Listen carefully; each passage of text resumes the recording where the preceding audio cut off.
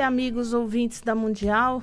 Estamos aqui nas nossas terças-feiras, sempre às 8 da manhã, falando com você sobre homeopatia e medicina chinesa, o programa ao vivo.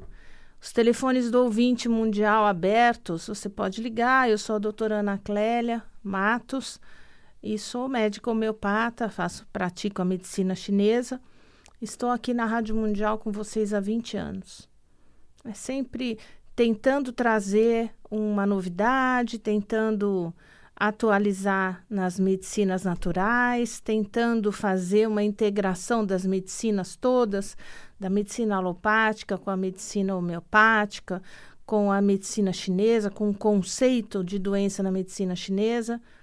E isso já gerou muitas palestras, então as palestras todas estão gravadas e logo lançarei o meu primeiro livro sobre a medicina chinesa, sobre um guia prático para você consultar a qualquer momento, no momento que você mais precisa, um livro de cabeceira com as dicas da medicina chinesa, tentando sempre fazer você entender o porquê que você adoeceu, o que está acontecendo e algumas dicas de chás e de ervas e de etc.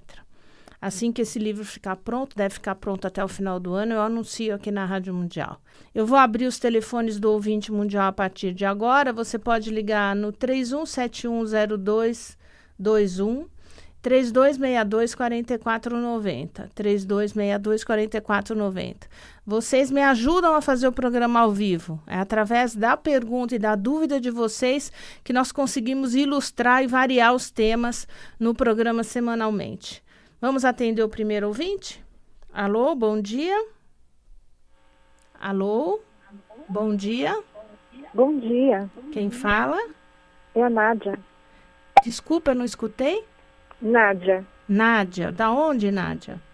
Eu sou de São Paulo, da freguesia do Ó. Da freguesia, muito obrigada. Pois não. Então, eu tô com meu pai com problema de câncer, né? Uhum. Ele tem sofrido muito com as quimioterapias, né? E agora ele decidiu que não quer fazer mais, né? Por causa do sofrimento, desgaste físico, enfim. Qual que é a sua orientação? Qual é o tipo de câncer que seu pai tem? Então, ele teve no estômago, ele tirou o estômago, né? Sei. Há 2 anos atrás. E hoje o que ele come é processado no intestino, né? E agora, mesmo ele tendo tirado o estômago, agora apareceu um pontinho no rim, né? Uhum. A coisa está se espalhando. Então, assim, a nossa dúvida, mais um alento que a gente precisa, né? Diante da recusa dele em fazer aqui, né, o que a gente poderia caminhar, né? Ok. Obrigada, viu? Eu que agradeço. O diagnóstico de câncer tem sido muito alto, muito frequente. Nunca se ouviu falar tanto em câncer como agora. Há 20 anos, há 30 anos atrás, uma outra pessoa, sempre houve câncer, né? O câncer, havia câncer desde sempre, de antes de Cristo, desde depois de Cristo. Existe um livro que conta a história do câncer, como se o câncer fosse uma biografia de uma pessoa. Então, esse diagnóstico câncer é um diagnóstico cada vez mais frequente na sociedade, e existem muitos motivos para uma pessoa ter câncer, e eu falo isso fartamente no CD, nas aulas que eu dou, nas palestras que eu dou sobre câncer e homeopatia, desde o aspecto genético. Então, você tem genes, talvez todos nós tenhamos genes que provocam câncer, que são chamados oncogenes. Paralelo ao oncogene, lá no nosso DNA, existe um gene chamado gene de supressão do oncogene. Então, esse gene supressor do oncogene é um gene que tem que estar em atividade o tempo todo para não permitir que o oncogene entre em ação. Quando o oncogene, por algum motivo, entra em ação, provavelmente o gene que suprime o oncogene perdeu o efeito, perdeu o poder, o valor, e o oncogene prevaleceu. No momento que prevalece, o que acontece dentro das nossas células? Uma das nossas células, ela sofre uma transmutação, uma alteração no DNA dessa célula. Essa célula, então, se torna uma célula diferente da célula normal. Então, se era uma célula de estômago, normal do estômago, ela sofre uma transmutação, uma variação no DNA dela, e ela começa a se multiplicar de uma forma errada, de uma forma desordenada. Então, ela deixa de ser uma célula original do órgão, com a função original, para ser uma célula anômala, completamente diferente. Nesse momento, o nosso sistema imunológico, ele ainda tem capacidade de identificar essa célula diferente e destruí-la. Nós temos muitas células de defesa no nosso corpo, desde macrófagos, toda uma série de glóbulos brancos. Quando nós lemos lá no hemograma, glóbulos brancos, leucócitos, você tem subtipos de leucócitos, tem linfócitos. Dentro dos linfócitos nós temos linfócitos T, linfócitos natural killer, que são os grandes matadores, né, de células estranhas. Então, o nosso sistema imunológico, ele é muito competente, nós temos muitas células competentes. E aí essas células se apresentam até aquela célula diferente e tentam destruir. Mas muitas vezes a velocidade de reprodução daquela célula diferente, anômala, é maior do que a capacidade do sistema imunológico de destruí-la. E aí ela acaba se desenvolvendo. E no momento que ela se desenvolve, ela vem com uma replicação celular muito rápido e são formados, então, mecanismos, substâncias inflamatórias.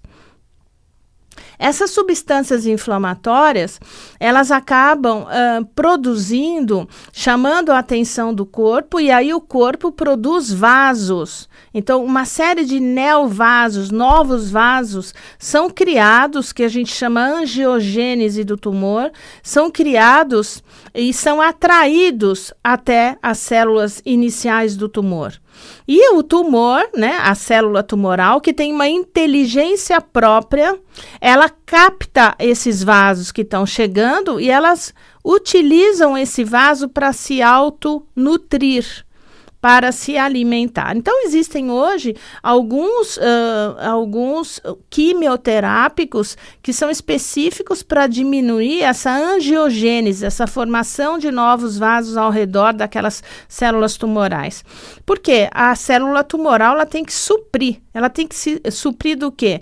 De oxigênio, em primeiro lugar. Ela tem que suprir de carboidratos, de proteínas, porque ela é um ser se desenvolvendo dentro do nosso corpo, dentro do outro ser. Então, todo esse mecanismo é um mecanismo bastante complexo. E eu fico, às vezes, muito chateada quando nós lemos muitas bobagens, né, que são ditas no WhatsApp, no Facebook e tal, dizendo que não se encontrou a cura do câncer porque tem interesse de indústria farmacêutica, de não, porque o câncer é uma indústria. É verdade, infelizmente é verdade, mas também não é verdade que não se encontrou a cura do câncer de propósito. Não é nada disso. O câncer, muitas vezes, muitos cientistas honestos e laboratórios também buscam essa saída para a cura do câncer, que envolve muito estudo, porque as células tumorais, elas têm uma capacidade de se modificar e de fazer uma transmutação muito alta, né? Muitas vezes, hoje em dia, se vê vacinas, por exemplo, vacinas para melanoma, vacinas para câncer de rim, vacina para câncer de próstata, onde os laboratórios, os cientistas tiram um pedacinho daquela célula tumoral, desenvolvem uma vacina e introduz aquele anticorpo. O que a gente vê na prática é que funciona muito bem por um tempo e depois o próprio tumor sofre uma mutação, uma diferenciação celular e aquele anticorpo não reconhece mais o tumor e ele não se destrói mais. Então, é muito, muito complexo. Uma das questões que eu acho, além da questão genética, existe uma questão alimentar, né? Nós sabemos hoje que o estresse oxidativo leva à formação de células tumorais. O número de radicais livres na circulação. Em resumo, um sangue com pouco oxigênio e um sangue ácido. E isso vem através de uma alimentação industrializada. As pessoas comem muitas comidas prontas, comidas de pacotinho, abre o pacote, comida congelada, né? Essas comidas preparadas com antecedência, congeladas, cheias de conservantes, edulcorantes, são comidas ácidas, acidificantes, são comidas que demoram para estragar, né? Então, dura. Você compra o pão integral lá no supermercado, ele tem uma validade, quanto mais química, mais validade, uma validade de 10, 15 dias. Aquilo é química, né? É diferente de você pegar uma farinha, fazer o pão sem química nenhuma na sua casa. Hoje nós temos, eu sempre falo aqui todas as semanas, nós temos os alimentos transgênicos, que é uma discussão tremenda se transgênico faz mal, não faz mal. Pelo que eu tenho estudado, eu leio muito, nós sabemos que as três commodities, os 3 principais alimentos transgênicos hoje são o trigo, a soja e o milho. A soja e o milho, na nossa rotina de vida no Brasil, não são consumidos diariamente, nem diretamente, mas indiretamente. Mas o trigo é um consumo diário e direto de trigo. O trigo é uma proteína, quando ele é transgênico, ele produz muito mais proteína. Para ele poder ter resistência na lavoura, muita proteína é construída dentro daquele grão. E quando você tem muita proteína, você tem muito glúten. Então, por isso que a discussão do glúten hoje existe. Antes ninguém falava de glúten, né? Hoje, porque o trigo é transgênico. O trigo transgênico tem uma concentração, alguns dizem de 150, 300, 400% mais glúten. Isso acidifica muito o sangue, porque tudo isso vai para o fígado, e o fígado é o órgão, é a máquina metabólica, é o filtro do nosso corpo. Um excesso de atividade do fígado gera radicais livres, gera estresse oxidativo, gera acidose, né? E isso, os chineses já falam isso há 2.500 anos, né? 2.000 anos antes de Cristo, antes de Cristo, quer dizer, 4.000 anos atrás, os chineses já falavam da questão do fígado e da acidez gerada pelo excesso de trabalho do fígado. Então, quando você junta o excesso de carboidrato, excesso de lanches, né, embutidos, né, todos presunto, peito de peru, todas essas coisas com nitritos, etc. Você tem consumo de pizza, lanches que são feitos à noite, a pessoa não janta, né? Porque tem preguiça, porque não tem tempo. Então, em vez de tomar uma sopa, comer um grelhado e um legume, uma verdura, um arroz integral, não. Vai comer lanche à noite, né? Vai esquentar uma pizza dessas congeladas, né? E vai fazer um lanche de micro-ondas, né? Um hambúrguer congelado. Vai comer um pão com manteiga que seja, está comendo errado, né? E isso a médio e longo prazo vai aumentando a acidez do sangue, vai desenvolvendo doença crônica, vai desenvolvendo colesterol, diabetes, câncer, doenças autoimunes. E a terceira grande questão em relação ao câncer é a questão emocional, né? Os traumas emocionais, os conflitos emocionais que nós temos carregado no nosso dia a dia, leva a alterações estruturais dentro das nossas células. Então, isso não é novidade para ninguém, que o estresse emocional causa doenças. Mas dependendo do tipo do estresse, do tipo de conflito e da duração do conflito, isso pode levar ao tumor, exatamente na maior parte das vezes quando o conflito foi resolvido. Porque enquanto você está lutando contra aquilo, né, se preocupando com aquele conflito, você não adoece.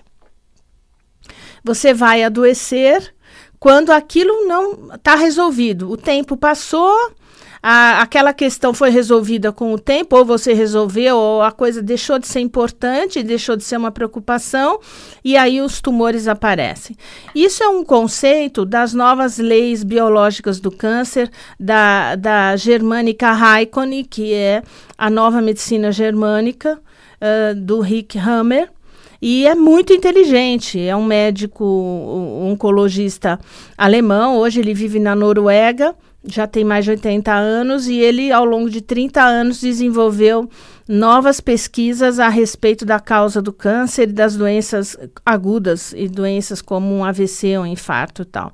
Então, ele diz o seguinte, que enquanto você vem na sua vida, está tudo muito bem, você está em eutonia, o sistema nervoso simpático e parasimpático está ok, quando então você recebe um trauma. Esse trauma tem dia, hora, minuto e segundo, é um momento agudo da sua vida. O paciente, em geral, ele recorda o momento quando a gente aborda e pergunta o que aconteceu que te marcou antes de você saber do câncer. 1 ano, 2, quanto tempo antes? Ah, doutora, realmente eu passei por um problema sério, foi um dia que eu fui demitido. Eu tinha um trabalho há 25 anos, eu estou com os filhos na faculdade e mudou a diretoria, a empresa foi vendida e eu fui demitido. Sumariamente demitido, sem aviso nenhum. Isso foi um trauma para mim. Foi um momento que eu fui chamado na sala do novo chefe e ele me falou que eu estava dispensado e aquilo eu nunca podia imaginar. Foi um trauma e depois eu vivi um conflito pós-traumático onde eu não conseguia parar de pensar naquele momento. Eu acordava de madrugada, eu tinha taquicardia, eu ficava preocupado como é que eu ia arrumar outro emprego, como é que eu ia manter aquela família.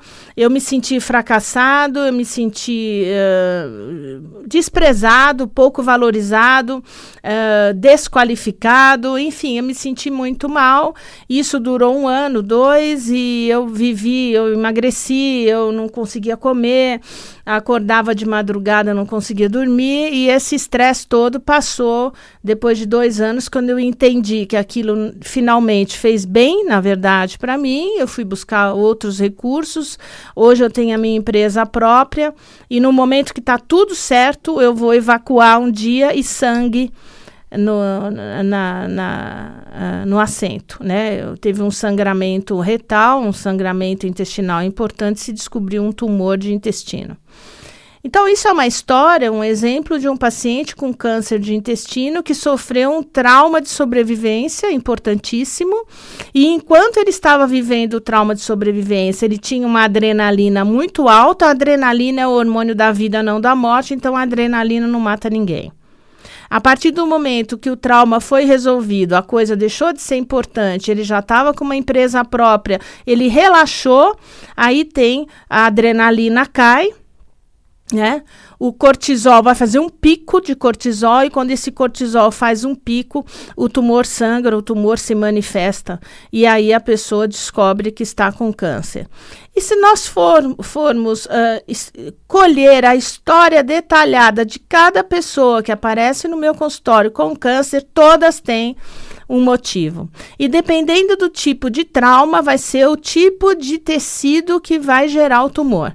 Então, nos traumas de sobrevivência, você pode ter aí os cânceres de intestino, do epitélio do intestino, né? Ou até do estômago, né? Dependendo se é de pequena curvatura, dependendo do tecido embriológico que deu origem àquele órgão. E isso é um assunto extenso que a gente pode abordar em outro programa. Então, o que eu estou querendo dizer é o seguinte, que o câncer, ele não vem à toa e nem do nada como um passe de mágica. Ele vem de um estresse emocional, ele vem de uma alimentação incorreta, ele vem de uma abordagem genética, quer dizer, você precisa ter aquele tipo de câncer, aquele tipo de gene para gerar aquele tipo de câncer.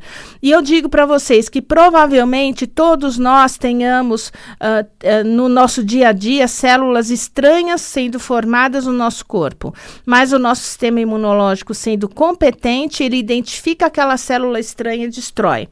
E aí você, mesmo que tenha fatores estressantes de alimentação e de emocional, você não vai desenvolver. Então, o meu estudo hoje é em cima desse tipo de abordagem. Então, e de que forma a homeopatia pode ajudar? Bom, a homeopatia pode... nós temos os medicamentos imunomoduladores que vão coadjuvante à quimioterapia, à radioterapia, trabalhar o sistema imunológico. A homeopatia pode trabalhar o emocional. A homeopatia pode ajudar a desintoxicar fígado, rim e baço da quimioterapia, fazer com que a pessoa tenha menos efeitos colaterais da quimioterapia e suporte a quimioterapia por mais tempo. Então, essa é a função da homeopatia atualmente no tratamento do câncer. Então, ela entra como coadjuvante e faz uma enorme diferença, os oncologistas já estão percebendo, e o mundo pesquisa imunoterapia do câncer. O mundo está buscando respostas no sistema imunológico para o tratamento do câncer. E eu acredito claramente que a tendência dos quimioterápicos serem cada vez mais específicos, atuando só na célula-alvo, com menos efeitos colaterais, a tendência é você ter modificações genéticas no momento que o bebê nasce futuramente e também aumento do sistema imunológico para se proteger de vários tipos de doença, não só do câncer. Então, Nádia, o que o seu pai poderia fazer é tentar mudar a alimentação, fazer imunomodulação, tentar ajuda diferente, né? É isso. Eu sou a doutora Ana Clélia, sou médica homeopata. Eu agradeço demais o programa, a colaboração dos ouvintes comigo. Eu atendo aqui em São Paulo, nas Perdizes, e também em Jundiaí, às sextas-feiras pela manhã. Tudo isso está no Google, vocês coloquem Ana Clélia Matos. Na minha página do Facebook, põe doutora Ana Clélia Matos, eu estou lá. E no YouTube, o meu canal do YouTube, doutora Ana Clélia Matos, com 2 T's. Até lá.